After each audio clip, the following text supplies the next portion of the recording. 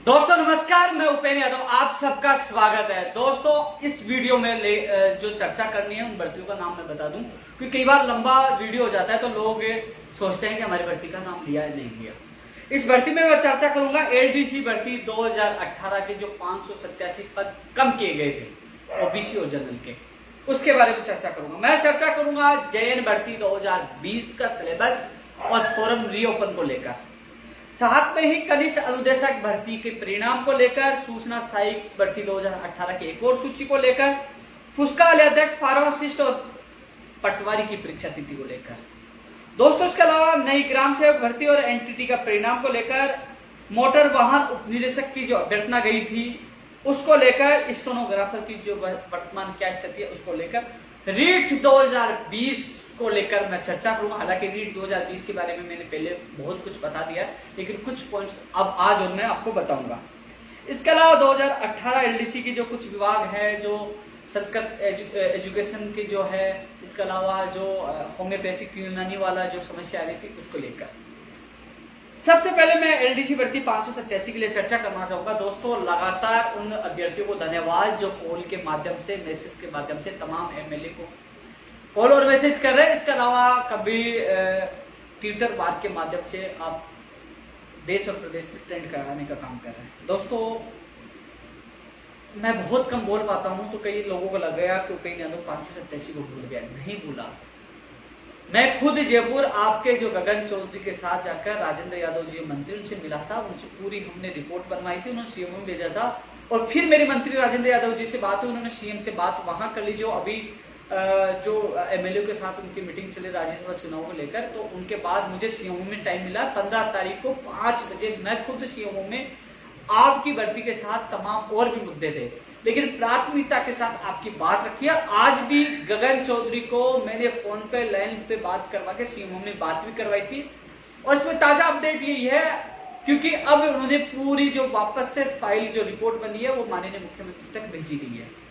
दोस्तों मुख्य सचिव साहब की भी रिपोर्ट है। अच्छी ये न्यूज है आप लोगों के लिए कि इसमें रिपोर्ट में जो एआरडी विभाग की तरफ से जो उन्होंने जवाब दिया वो भी है, सीएमओ का जवाब भी है, मुख्य सचिव साहब का जवाब भी है, और इसमें पदों का विवरण दिया गया है कि एलडीसी के पद हमारे पास इतने खाली है, हो सके तो इन जो पद कम किए गए ओबीसी जनरल को वहां एडजस्ट किया जा सकता है। ये भी इसमें रिपोर्ट में एक पॉजिटिव अपना मामला सामने आया है।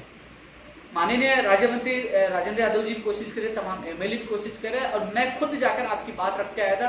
प्रयास हम बेहतरीन कर रहे हैं, क्योंकि मैं लगातार कई लोगों को कॉल और मैसेज आ रहे थे, मैं उनको ये कह रहा था गगन से बात कर लीजिए, क्योंकि मैं एक ही व्यक्ति को बता सकता हूँ कि आपके मामले में क्या चल रहा है, मैं सबको नहीं बता सकता। बेरोजगार महासंघ में तमाम बेरोजगार जुड़े, हर भर्ती को लेकर इतने कॉल और मैसेज आते हैं, मैं हर व्यक्ति का फोन भी नहीं उठा पाता, लेकिन वीडियो के माध्यम से हर व्यक्ति को संतुष्टि पूछाने की कोशिश करता हूँ, उनको संतुष्ट करने की पूरी कोशिश करता हूँ। तो दोस्तों भगवान को याद करो, अपना प्रयास जारी रखो, अपने एमएलए और मंत्रियों से संपर्क रखें, क्योंकि वो तमाम लोग माननीय मुख्यमंत्री जी के पास ही हैं, और इससे अच्छा मौका नहीं हो सकता कि वो जैसे आप लोग अपनी टीम बना के आपने कोशिश की, कोई और कोशिश करे कि जैसे आज रिपोर्ट सीएम साहब तक चली गई, तो एक बार वो कल और फोन करे, जिससे वो सीएम साहब को कहेंगे साहब रिपोर्ट आ गई, आपका रीजन लिख दे दीजिए। आपने 12,000 से ज्यादा पदों की उस भर्ती को पूरी करवाया, आपने एसटी एससी को भी बैकलॉग छोड़ के आपको खुशखबरी दी, तो ओबीसी और जनरल के पद कम किए गए वो भी बढ़ाकर खुशखबरी दे। तो दोस्तों एक बार आप कल सुबह प्रयास करें, क्योंकि सीएम साहब तक आपका मामला पहुंच चुका है, रिपोर्ट पूरी जा चुकी है, मैं खुद पूरी मेरे तरफ से रिपोर्ट बनाकर दी है, और आज गगन को भी मैंने खुद ने बात कही थी, आप गगन से बात कर सकते हो। मेरा जितना बेहतरीन प्रयास हो रहा है मैं कर रहा हूं, मैं आप लोगों को भूला नहीं, मैं खुद जाकर कल आपकी बात मजबूती से रखी थी। ये आप 587 के लिए है। मैंने भी प्रयास किया था माननीय मुख्यमंत्री जी से मिलने का, लेकिन मुख्यमंत्री जी के ओएसडी ने कहा कि 19 तारीख के बाद आपकी मुलाकात हो पाएगी, लेकिन माननीय राज्य मंत्री राजेंद्र यादव जी और एमएलए के द्वारा बात पूछा दी गई है। मैं खुद सीएम में आपकी बात रख चुका हूँ। अब दुआ करो कि हमारा प्रयास सफल हो और आपके सपने साकार हो। इसलिए आप ये न भूले कि मैं आपको भूल गया, ट्वीट में नाम नहीं डाला, नहीं, ट्वीट में नाम से कोई मतलब नहीं है, काम से मतलब रखो।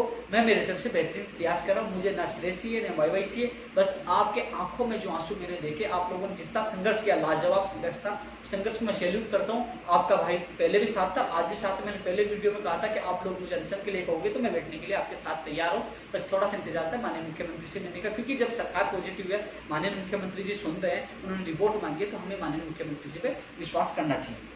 अब मैं बात करना चाहूंगा जेएन भर्ती 2018 का सिलेबस के लिए। दोस्तों कल या परसों क्योंकि सिलेबस को लेकर विभागों के अधिकारियों से मीटिंग हो चुकी है।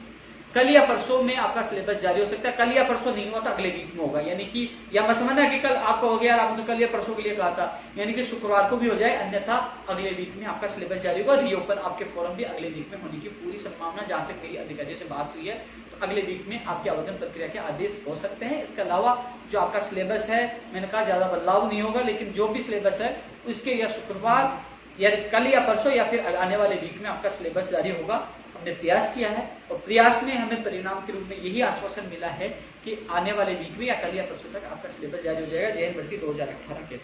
कनिष्ठ अनुदेशक के लिए है कि डेटा अब आया, पहले आपका सारा डेटा नहीं आया था, अब लगातार परिणाम का इंतजार करें। मुझे पता है कि पहले आप दस्तावेज सत्यापन का इंतजार किया, तभी मैंने आपकी बात मजबूती से आपके अभ्यर्थियों के साथ अधीनस्थ बोर्ड में जाकर चेयरमैन साहब के सामने रखी थी, आपका दस्तावेज सत्यापन हुआ। लेकिन अब संभावना यह है कि अगले वीक में आपका परिणाम आ सकता है, यह आश्वासन दिया है, लेकिन फिर भी किन्हीं कारणों से नहीं आया, तो इस महीने में 100% आएगा। संभावना अगले वीक की है, अगले वीक में नहीं आया तो 1-2 दिन और आग लग सकता है, इनके आने वाले वीक में 100% आ जाएगा, लेकिन संभावना कल की। क्योंकि कई बार क्या होता है कोरोना के कारण, क्योंकि जो लेट हुआ, चाहे जेएन का सिलेबस हो चाहे कनिष्ठ अनुदेशक, क्योंकि वहां कोरोना का एक मरीज था जो संविदा पे लगा हुआ था, उनकी डेथ हुई थी, तो कई कारण थे, वहाँ स्टाफ नहीं आ रहा था, लेकिन अब स्टाफ सुचारू रूप से आ रहा है। तो आने वाले वीक की संभावना है, यदि आने वाले वीक में नहीं हो पाया, क्योंकि कई बार कई टेक्निकल प्रॉब्लम होती है या कई लोग कर्मचारी नहीं आ पाते, नहीं तो उसके आने वाले वीक में आपका परिणाम आ जाएगा। 2 वीक का मतलब यह महीना, यानी कि इस महीने में आपका परिणाम 100% आएगा। कनिष्ठ अनुदेशक वालों के लिए कि लगातार इनका कॉल और मैसेज मुझे मिल रहे हैं,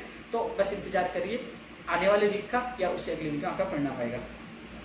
सूचना साइट का भी यही था कि जो मैंने पोस्ट भी की थी, इस वीक के अगले वीक तक आपका एक जो सूची जारी हो जाएगी, लेकिन जो कोरोना वाली जो दिक्कत आई जिसके कारण आपकी भी सूची अटक गई थी, लेकिन शुक्रवार को जब भी मीटिंग होगी, जब बोर्ड की जो मीटिंग होती है उसमें फाइनल हो जाएगा, परिणाम आपका बनकर तैयार है, या तो कल या परसों या फिर आने वाले वीक में ही आपका परिणाम हो जाएगा। क्योंकि मैं कल और आने वाले वीक के इसलिए लगातार इसलिए कह रहा हूँ कि बोर्ड की मीटिंग में भी कई निर्णय लिए जाते हैं, वो शुक्रवार को मीटिंग हो जाए या अगले वीक में हो जाए, तो उस मीटिंग में आपका हरी झंडी मिल जाएगी और आपकी सूची जारी हो जाएगी। तो कल ही आप, यानी कि कल गुरुवार है, शुक्रवार को, शनिवार संडे आपको पता है छुट्टी रहती है, तो कल या परसों या शुक्रवार को या फिर अगले वीक में आपको खुशखबरी मिल जाएगी। जहां तक मेरे अधिकारियों से बात हुई है, दोबारा मैंने बात की, कोरोना की वजह से आपने देर हुई।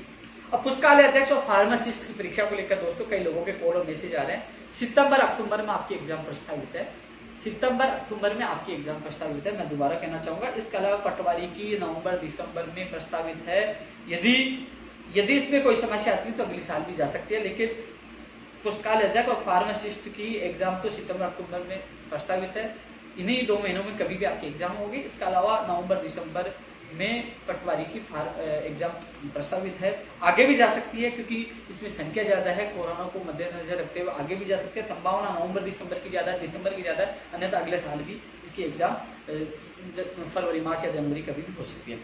ग्राम सेवक की अभ्यर्थना अधीनस्थ बोर्ड पहुंच चुकी है। आपको पता है रेडियोग्राफर की और लैब टेक्नीशियन की जो विज्ञप्ति जारी हो चुकी है, ग्राम सेवक की भी हो चुकी है, लेकिन इसमें समय लगेगा। इस महीने में आपकी अभ्यर्थना मुश्किल, आपकी विज्ञप्ति जारी होना मुश्किल है। जुलाई अगस्त में इसकी अभ्यर्थना जारी हो सकती है। कुछ इसमें थोड़ा सा टेक्निकल प्रॉब्लम सामने आ रही है। एनटीटी का डेटा अभी तक नहीं पूछा, इसमें सबसे ज्यादा फर्जी अभ्यर्थियों के कारण छटनी में समय लग रहा है, इसलिए एनटीटी का परिणाम तभी आएगा जब डेटा अधीनस्थ बोर्ड पहुंचेगा। अभी तक अधीनस्थ बोर्ड डेटा नहीं पूछा। अब मोटर वाहन उपनिरीक्षक का मामला, जो पहले आरपीएससी के पास अभ्यर्थना की थी, फिर अधीनस्थ बोर्ड में आई, लेकिन अधीनस्थ बोर्ड में जो इंटरव्यू वाला मामला था इसमें सदस्य नहीं है, इस कारण इन्होंने भी लौटा दिया। अब वो फाइल कार्य विभाग में पड़ी है। कार्य विभाग अब इसको फाइल को या तो आरपीएससी भेजेंगे या फिर यहाँ सदस्यों की नियुक्ति होती है तो अधीनस्थ बोर्ड आ सकते हैं। संभावना आरपीएससी की है। तो दोस्तों जैसे ही मैं अब सचिवालय जाऊंगा तो एक बार कार्य विभाग में रोली सिंह जी से मिलकर इस फाइल को जल्द से जल्द चाहे आरपीएससी हो चाहे अधीनस्थ बोर्ड पूछने की कोशिश करेंगे, जिससे इसकी अभ्यर्थना जारी हो सके तो कल आरपीएससी ही, ज्यादा संभावना आरपीएससी की है। स्टेनोग्राफर के लिए दोस्तों सीएमओ में मैं जब 15 तारीख को मैं जाके आया था, मैं नोट करा के आया था, आज इस पर चर्चा भी हुई थी। कोशिश करेंगे कि कल आपकी फाइल निकलवाने की, क्योंकि सब पूरी कोशिश करेंगे। मुझे कल के लिए कहा है कि एक बार कल वो संपर्क करे, तो कल मैं सीएम सचिव साहब से बात करूंगा, जिससे ये जल्द से जल्द अभ्यर्थना अधीनस्थ बोर्ड पूछे, जैसे पूछती मैं आपको सूचित कर दूंगा। अब मैं चर्चा कर रहा हूँ रीट 2020 के, क्योंकि दोस्तों रीट 2020 के लिए मैंने पूरी डिटेल आज तक की रीट और आरटीटी की पद खटाव आपको मैंने सुना दी थी, क्या कहानी थी। लेकिन लगातार लोगों के कॉल मैसेज आ रहे हैं, कोई कह रहा है 1 एग्जाम हो, कोई कह रहा है 2 एग्जाम हो। लेकिन दोस्तों जो मीटिंग हुई थी उसमें यह भी तय हुआ था कि यदि 2 एग्जाम होते हैं तो एक एग्जाम जैसे माध्यमिक शिक्षा बोर्ड करवाता तो सेकंड एग्जाम कौन कराएगा? माध्यमिक शिक्षा बोर्ड करवाएगा। क्या उन्हीं को दोनों एग्जाम दे दी जाए, या बीकानेर निदेशालय के द्वारा जो बीएसटीसी की जो एग्जाम करवाते हैं उनसे करवाई जाए, या पंचायत राज से करवाई जाए, या फिर एक एग्जाम हो? देखो दोनों फार्मूलों की चर्चा होगी। माननीय मुख्यमंत्री जी की राय के बाद शिक्षा मंत्री जी फाइनल करेंगे। वेटेज घटाया गया है, यानी कि 90-10 की उनके पास फाइल चली है 70-30 के बजाय, और 1-2 एग्जाम को लेकर अब उन्होंने सबने अपना नोट बना दिया अधिकारियों ने, और अब इसमें माननीय मुख्यमंत्री जी निर्णय लेना है और वो सीएम साहब से भी राय लें। तो वो उनके जब उन्होंने कहा था कि वो सीएम साहब से भी राय लेंगे, लेकिन अब निर्णय है क्योंकि अभी शिक्षा मंत्री जी को राज्यसभा चुनावों में जिम्मेदारी दे रखी है, वो वहां व्यस्त है। यदि समय निकाल के बीच में आ गए हो जाए तो हो जाए, लेकिन आपको पता है 2 दिन बचे हैं, शायद मुश्किल हो पाए। 19 तारीख के चुनाव है, तो ऐसे में 19 तारीख के बाद मीटिंग होगी, तैयारी है। अब इसमें फाइनल पैटर्न तय होगा। वैसे संभावना 2 एग्जाम की ज्यादा है, लेकिन अब माननीय मुख्यमंत्री जी ने कह दिया कि 1 एग्जाम हो, तो अभी तक फाइनल नहीं हुआ। ये जो अधिकारियों से और जो जहां तक अनुमान है 2 एग्जाम पे ज्यादा जोर दिया गया था, लेकिन अब इसमें चर्चा होगी कि कौन से एग्जाम में नुकसान है, किस में फायदा है। मेरी तरफ से जो मैंने बात रख दी है, आप लोगों की बात रख दी है, क्योंकि वेटेज समाप्त होना चाहिए। बाहर राज्यों का अभ्यर्थी तब कम आएंगे जब राजस्थान का सामान्य ज्ञान ज्यादा से ज्यादा आएगा। इसके अलावा फर्जी डिग्री वाले जो बाहर हो, जो लग गए वो वापस नहीं है। तमाम चीजें मैंने मजबूती के साथ रखी है, क्योंकि ये चीजें तमाम लागू होंगी। यदि एडिशनल डिग्री, फर्जी डिग्रियां बीए की हैं, जिससे वेटेज का समाप्त होगा, तो आप ही लोगों को फायदा होगा, पढ़ने वाले अभ्यर्थियों को। सामान्य ज्ञान ज्यादा आएगा तो आप ही राजस्थान वालों को ज्यादा फायदा होगा, कि बाहरी राज्य वालों को कम पता है। क्योंकि जो रीट का सिलेबस तो अन्य राज्य के अभ्यर्थी उससे तैयारी कर सकते हैं, लेकिन ये पूछ ले जीर्ण माता का मंदिर का है तो आप लोग ही बता सकते हो, और लोग नहीं बता सकते। तो सामान्य ज्ञान से आप लोगों को फायदा होगा। जो लग चुके हैं उस प्रमाण पत्र से वापस नहीं आएंगे, क्योंकि रीट यदि पात्रता होती है तो उनकी भी पात्रता में शामिल किया जाएगा। लेकिन सारे जो निर्णय होंगे छात्र हित में होंगे। लेकिन एक चीज मैं बता दूं कि जो लोग कह रहे हैं कि हम तैयारी कैसे करें, भैया आप रीट की तैयारी करो। अब भी कह रहा हूं रीट की तैयारी करो।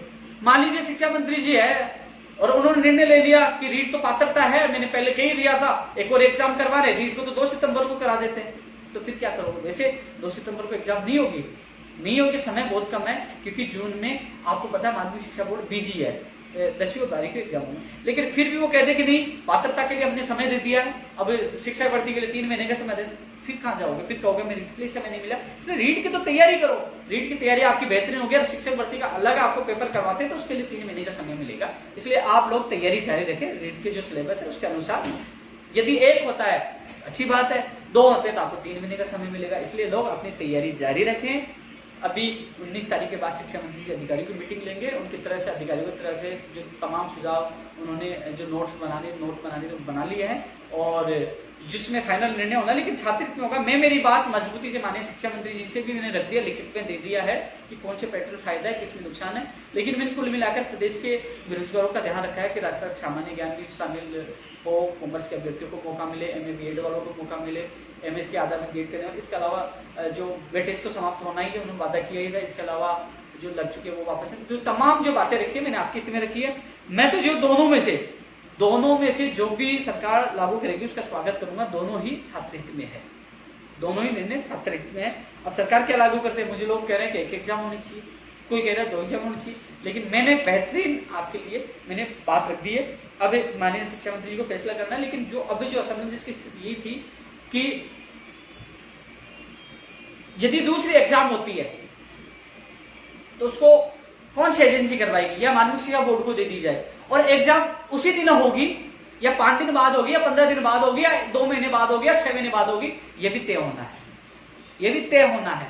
तो इस पे विचार सुझाव मांगे हैं कि कौन सी एजेंसी करवाएगी दूसरा पेपर होता है तो, और वो किस दिन करवाएगी, उसी दिन या सेम या अलग अलग, तो सब पे विचार किया जा रहा है, क्योंकि इसमें निर्णय लिया जाएगा। मैं तो माननीय शिक्षा मंत्री जी निवेदन करूंगा कि आप जो भी मान लीजिए 2 एग्जाम का आप लागू करते हो तो आप सिलेबस, आप कैलेंडर जारी कर दो कि रीट की एग्जाम इतनी तारीख होगी और जो सेकंड एग्जाम कितनी तारीख होगी, और उसका परिणाम कब आएगा, कम से कम बेरोजगार को तैयारी कर सके, कैलेंडर उनका जारी कर सके, उनको राहत नहीं। इसके अलावा पदों की बढ़ाने की हम मांग कर रहे हैं कि पदों की संख्या भी बढ़ाई जाए। हम लगातार मांग कर रहे हैं, बाद में काफी कॉपी वाले आ जाएंगे, देखो हम भी मांग कर रहे थे, हम लगातार मांग कर रहे हैं पदों की संख्या बढ़ाई जाए, पैटर्न जारी किया जाए और विषय अनुसार बताया जाए कि एसएस में कितने होंगे, संस्कृत में कितने होंगे, विषय का बताइए, लोग उसी प्रकार तैयारी करें। लेवल फर्स्ट में कितने होंगे, सेकंड में कितने होंगे वो भी बताए और कैलेंडर जारी करें। ये लगातार हम मांग करें। शिक्षा मंत्री तक मैंने आवाज व्हाट्सएप में मैसेज टाइप करके उनको पूछा दिया। माननीय शिक्षा मंत्री जो भी निर्णय लेंगे वो छात्र हित में लेंगे, इंतजार करिए।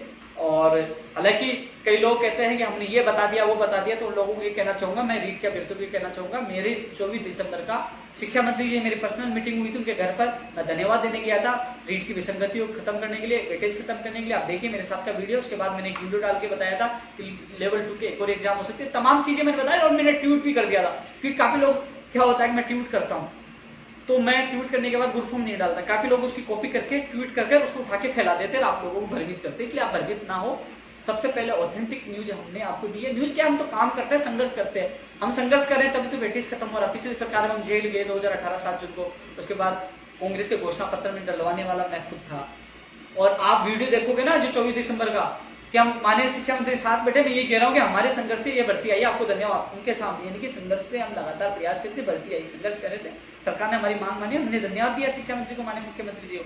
तो हमने संघर्ष से ही घोषणा पत्र में विसंगतियां दूर करने की बात रटवाई थी और संघर्ष हमारा जारी है, जल्दी सफलता मिलेगी। और अभी माननीय शिक्षा मंत्री जी अभी इसमें राज्यसभा चुनाव दीजिए, जैसे 19 तारीख के फ्री होंगे तो वो मीटिंग होगी और मीटिंग में निर्णय होगा। इस बार मुझे पूरा विश्वास, इस बार निर्णय होगा और जो लोग तैयारी करें उनसे निवेदन है आप नीट की तैयारी करें, जो भी निर्णय होगा आपके हित में होगा। और जो भी सूचना होगी 19 तारीख के बाद मैं भी शिक्षा मंत्री से मिलकर आ रहा हूँ। और जो सेकंड ग्रेड भर्ती 2018 के अभ्यर्थी भी लगातार कॉल और मैसेज कर रहे हैं, मैं खुद से उन्होंने आपकी बात रखा है 15 तारीख को और 19 तारीख को मैं मिल रहा हूँ, चाहे कंप्यूटर सिस्टम की भर्ती हो, चाहे आपका मामला और तमाम जो 2013 सेकंड ग्रेड तमाम जो मामले हैं मैं शिक्षा मंत्री जी के सामने शिक्षा विभाग की बात रखूंगा।